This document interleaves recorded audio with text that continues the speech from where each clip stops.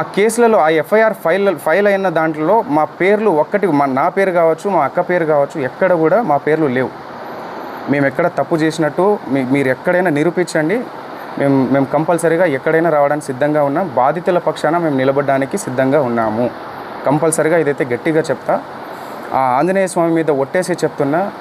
మా బంజారా కుల దైవమైనటువంటి సేవాలాల్ సాక్షిగా చెప్తున్నా. తుల్జా భవాని మా అమ్మవారు, తుల్జా భవాని అమ్మవారి పైన అమ్మవారి పైన ఒట్టేసి చెప్తున్నా. మాకు ఈ మైక్రో ఫైనాన్స్ స్కామ్కి ఎటువంటి సంబంధం లేదు. దయచేసి గమనించగలరని చెప్పేసి కోరుకుంటున్నా. అండ్ ఇంకో విషయం ఏంటంటే, బండి శివ అనే వ్యక్తి వేరు, శివా చౌహాన్ అనే వ్యక్తి వేరు. శివా చౌహాన్ నేను. ఈ బండి శివ అనే పేరుని తీసుకొచ్చి శివా చౌహాన్ అని చెప్పేసి మొత్తం ఈ ట్రోల్స్ ఎందుకు జరుగుతున్నాయో మాకు అర్థం కావట్లేదు. ప్రతి వీడియో పోయినా మా అక్క ఫోటో పెట్టి ఇది చేస్తున్నారు. ప్రధాన నిందితున్న నేనని చెప్పేసి వచ్చిన ఆరోపణ ఏదైతే ఉందో ఈరోజు మంగ్లీ పైన అటాక్గా మారిపోయింది. దీని వెనకాల ఎవరున్నారు ఏంటి అని చెప్పేసి వాస్తవాలు ముందు అది తెలియాల్సిన విషయం. అది డిపార్ట్మెంట్ ముందు పెడుతుంది. ప్రతి ఒక్కరిని శిక్షించాలి, బాధితులకి న్యాయం జరగాలని చెప్పేసి కోరుకుంటున్నాను.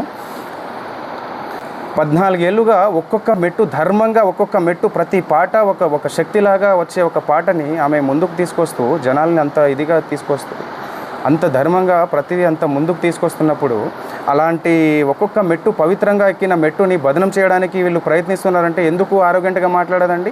నా ఏ తప్పు లేదు, నా తప్పు లేదని చెప్పేసి ఎందుకు చెప్పకుండా ఉంటుంది? ఆమె సైలెంట్గా ఎందుకు ఉండాలి? మీరు అడిగిన ఏదైతే అవి డబ్బులు ఏవైతే అడిగారో అని చెప్పేసి నాకు ఇట్లా అని చెప్పేసి ఎందుకు? మేము ఏదైనా లీగల్గా వెళ్తున్నాం. ఇంతవరకు రాకుండా ఉండడానికి కారణం కూడా అదే. ఈరోజు మమ్మల్ని బదనం చేయాలన్న ఆ ఉద్దేశంతోనే మీరు ఇంత కుట్ర పన్నుతున్నారే. మీ వెనకాల ఎవరున్నారు? అవన్నీ జరగాల్సిన రీతిలో జరుగుతుంది. ఇవన్నీ మొత్తం క్లీన్ చీట్ వచ్చిన తర్వాత డిపార్ట్మెంట్ పరంగా మేము ఎలా లీగల్గా ఎవరి మీద చర్యలు తీసుకోవాలనేది కూడా తప్పకుండా తీసుకుంటాం. దీంట్లో ఎవరిని వదిలేదైతే లేదు. సో ఇది. అండ్ మీరు ఏదైనా క్వశ్చన్ వేయాలనుకుంటే కూడా వేయచ్చు, తప్పకుండా నేను సమాధానం ఇస్తారు. ఇది ముందు సో వీళ్ళు మమ్మల్ని ఏప్రిల్లో ఒక పబ్లో అక్కని కలిసి నా నంబర్ తీసుకొని ఇట్లా ప్రోగ్రామ్ ఉంది అన్న, ఇట్లా రావాలి, అక్క రావాలి, ఇట్లా ఉంది, మా దగ్గర డబ్బులు చాలా ఉన్నాయి, సో మేము ఎంతైనా ఇస్తాము, అక్క మాత్రం కంపల్సరీ రావాలన్న ఉద్దేశంతో పిలిచారు. సరే చూద్దామన్న అన్న ఉద్దేశంతో చెప్పినాను. తర్వాత వెంటనే ఒక 1 మంత్ తర్వాత ఈ మన ఎమ్మెల్యే ప్రోగ్రామ్ జరిగింది. ఆ ఎమ్మెల్యే ప్రోగ్రాంలో వీళ్ళు నా పక్కనే ఉంది మా విలేజ్, అక్కడ మిర్యాలగూడ నుంచి పక్కనే మాకు. సో మీరు రావాల్సిందే అన్న కంపల్సరీగా, డిన్నర్ అరేంజ్ చేసిన నేను, అక్కని తీసుకురా అన్న, అది ఇది అని చెప్పేసి వాళ్ళు రిక్వెస్ట్ చేసి, దాని తర్వాత కూడా అక్కతో అక్క ప్లీజ్ అక్క ఒక్కసారి రాక, నాకు కొంచెం హెల్ప్ఫుల్గా ఉంటుంది అక్క, నువ్వు వస్తే నాకు బిజినెస్ కొంచెం నాకు రన్ అవుతుంది అక్క అన్న ఉద్దేశంతోనే పిలిచిరు. సో సర్లే అని చెప్పేసి ఎలాగో ప్రోగ్రామ్ వీళ్ళు ఇస్తారు కదా అన్న ఉద్దేశంతో మేము దారిలోనే వెళ్తాం. అక్క ఆ దారి నుంచి ఇట్లా ఆ దారిలో వెళ్ళే దారిలోనే మా ఇల్లు ఉంటుంది. సో ఆ ఇల్లు ఏదైతే ఉందో అది కన్స్ట్రక్షన్లో ఉంది కాబట్టి అది వెళ్ళడం జరిగింది. మేము డిన్నర్ అని చెప్పేసి చెప్పిండు కదా అని మా టీంతో వెళ్ళాం. మా టీంతో వెళ్ళి మేము డిన్నర్ చేసాం. అక్కడ అందరు చేసి కింద వచ్చిన తర్వాత అక్క గుర్తుగా ఉంటుంది అన్న ఉద్దేశంతో ఒక ఫోటో దిగిరు వాళ్ళు. తర్వాత మేము కలిసిండేది ఇట్లా ఆఫీస్ పర్పస్ అని చెప్పేసి ఓపెనింగ్ చేసుకోవాలని చెప్పేసి, ఇక్కడ హైదరాబాద్లో కూడా ఒక ఆఫీస్ కావాలి మాకు అని చెప్పేసి చెప్పడంతో, సరే ఫ్లాట్ ఉంది మీరు చూడండి ఒకసారి, మీకు నచ్చితే తీసుకోండి అని చెప్పడం జరిగింది. నేను సో చూసిరు వాళ్ళు. చూసిన తర్వాత నచ్చిందని చెప్పేసి అగ్రిమెంట్ చేసుకున్నాము. అంతా ఓకే, అంతవరకు ట్రాన్స్ఫర్ చేసిరు. దాని తర్వాత అది అప్పటి నుంచి ఏర్పడిన పరిచయం ఇది. ఆ ఉద్దేశంతోనే నేను కూడా వాళ్ళ ఆఫీస్కి వెళ్ళడం జరిగింది. అక్కని పిలిస్తే లేదు అని చెప్పేసి నేను వెళ్ళడం జరిగింది. నేను రాలేను, కావాలంటే తమ్ముని తీసుకెళ్ళాలంటే నేను వెళ్ళిన. సో వెళ్ళిన తర్వాత ఈ ఆఫీస్లో ఎవరెవరైతే ఉన్నారో మనకు తెలియని వాళ్ళంతా. సో మధు అనేటోడు పిలిచిండు కాబట్టి అక్కడ వరకు నేను నార్మల్గా వెళ్ళి ఫోటో దిగేసి వచ్చేసిన. ఆయనే కారు పంపించిండు, ఆయన రిటర్న్ నన్ను డ్రాప్ చేసిండు. నాతో పాటు ఇద్దరు వచ్చిర్రు. ఏవైతే నా మీద ఆరోపణలు చేస్తున్నారో, ఇట్లా డబ్బులు ఇచ్చిన, సమ్ అమౌంట్ ఇచ్చిన, క్యాష్ ఇచ్చిన అని చెప్పేసి, అవన్నీ అవాస్తవాలు. ఏమైనా ఉంటే బయట పెట్టండి, తప్పకుండా నేను దానికి ఎక్స్ప్లెనేషన్ ఇస్తాను.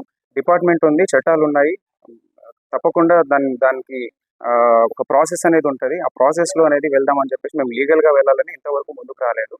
సో దయచేసి మీరు గమనించగలరని చెప్పేసి అనుకుంటున్నాను. దాని తర్వాత ఏదైతే ఫ్లాట్ సేల్కి అని చెప్పేసి వచ్చిన తర్వాత జస్ట్ 2-3 మంత్స్ మాత్రమే వీళ్ళు మన దగ్గర ఉండడం జరిగింది.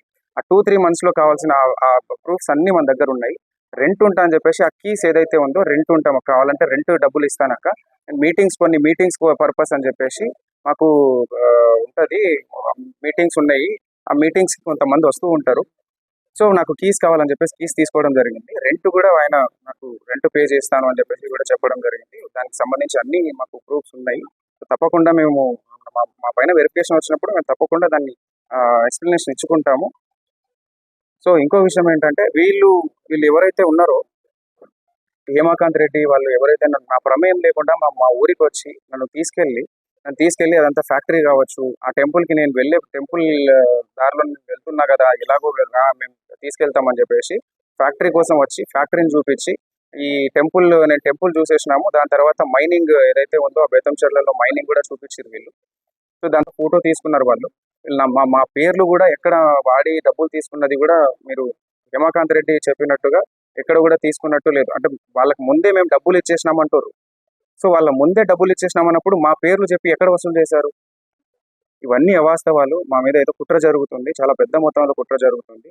మా మొత్తం ఏదైతే ఉందో ఈ కుట్ర వెనకాల ఇది వాస్తవాలన్నీ బయట పెట్టాలని చెప్పేసి పోలీస్ శాఖ కోరుతున్నాను. అలాగే ఇది న్యాయం జరగాలి. మేము కూడా ఇందులో బాధితుల కంటే మేము కూడా ఒక బాధితులమే. వాళ్ళు డబ్బులు నష్టపోయారు, మేము పరువు నష్టపోయినాం. ఇది ఎప్పటి నుంచో ఒక 14 సంవత్సరాల నుంచి ఒక్కొక్క మెట్టు వచ్చి ఎంతో కష్టపడి తీసుకొచ్చిన పేరు ఇది.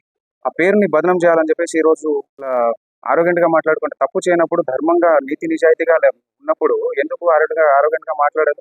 నా తప్పు ఏది లేదండి అని చెప్పినా కూడా ఆయన సుబ్బారావు అడ్వకేట్ అనే వ్యక్తి ఇలాగా ముందుకెళ్ళి మీడియాలో ప్రచారం చేయడం ఎంతవరకు కరెక్ట్?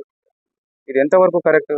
ఆమె బదనం చేస్తున్నప్పుడే కదా ఇదంతా ఆమె చెయ్యకండి, ఇదంతా తప్పు, ఇది కావాలంటే వెరిఫికేషన్ చేసుకోండి, మీరు పోలీస్ శాఖలు ఉన్నాయి, చట్టం ఉంది, మీరు అడ్వకేటే కదా, మీరు వెళ్ళి విచారించుకోండి, విచారించుకున్న తర్వాత మీరు మీడియాలోకి వెళ్ళండి అని చెప్పినా కూడా లేదు, అది నువ్వు ఫోటోలు ఉన్నాయి, మీ తమ్ముడు ఉన్నాడు ఇక్కడ అని చెప్పేసి చెప్పడం ఎంతవరకు కరెక్ట్?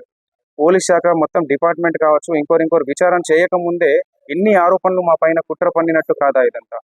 ఇదంతా మా వెనకాల కుట్ర చేస్తున్నట్టు కాదా? మీకు అనిపించట్లేదు? ఒక్కసారి ఆలోచించాల్సిందిగా కోరుతున్నాం. అవన్నీ అవాస్తవాలు. ఏవైనా కూడా ముందు పెట్టమని చెప్పండి. కేవలం ఫోటోలు చూపించి ఒక సెలబ్రిటీ స్థాయిలో ఉన్న వాళ్ళు చాలా మందితో దిగుతారు, వందల మందితో దిగుతారు. ఆ ఫోటోలు తీసుకొచ్చి ఇవి చేయడం ఎంతవరకు కరెక్ట్? ఒక్క ఆధారం కూడా ఈ 100 ఎఫ్ఐఆర్లు అయిన దాంట్లో ఒక్క పేరు కూడా మా పేరు లేదు, ఒక్క కేసులో కూడా మా పేరు లేదు. ఈ రోజు సుబ్బారావు అడ్వకేట్ అనే వ్యక్తి ఏ కేసు లేకుండా, ఏ ఆధారాలు లేకుండా కేవలం ఆరోగ్యంట్ గా మాట్లాడింది, కేవలం నన్ను ఇబ్బంది పెట్టింది, నన్ను ఇట్లా మాట్లాడింది, ఆమె ఇలా మాట్లాడింది, ఆమె వ్యక్తిత్వం కరెక్ట్ కాదు అని చెప్పడానికి ఆయన ఎవరు? ఆయన ఏదైనా లీగల్ గా వెళ్ళాలి, కానీ ఒక అడ్వకేట్ లీగల్ గా వెళ్ళాలి, చట్టం ద్వారా వెళ్ళాలి. ఏదైనా కోర్టులు ఉన్నాయి, పోలీస్ శాఖలు ఉన్నాయి, వ్యవస్థలు ఉన్నాయి. ఎందుకు ఇవన్నీ ఈ ప్రాసెస్ లో మీడియాలో ఇప్పటికీ స్టిల్ ఈ రోజు కూడా ఆయన వెళ్ళి మీడియాలో ప్రచారం చేయడం జరుగుతుంది. సో ఇవన్నీ మా మీద కుట్ర జరుగుతున్న ప్రాసెస్ అది. సో ఇది జనాలు గుర్తించాల్సిందిగా కోరుతున్నాము. దయచేసి మీడియా మిత్రులు కూడా నేను చెప్పడం ఒకటే, అందరికీ మీరే వాస్తవాలు మీరే బయట పెట్టాలి. సో ఇది కంపల్సరీగా ఇది అయిపోయిన తర్వాత, క్లీన్ షీట్ వచ్చిన తర్వాత, మా తప్పు ఏది లేదు అని చెప్పేసి తెలిసిన తర్వాత దీని మీద తప్పకుండా యాక్షన్ తీసుకుంటాం. ఎవరెవరైతే మా పేరుని నష్టం కలిగించారో తప్పకుండా మేము దానిపైన చర్యలు తీసుకుంటాం.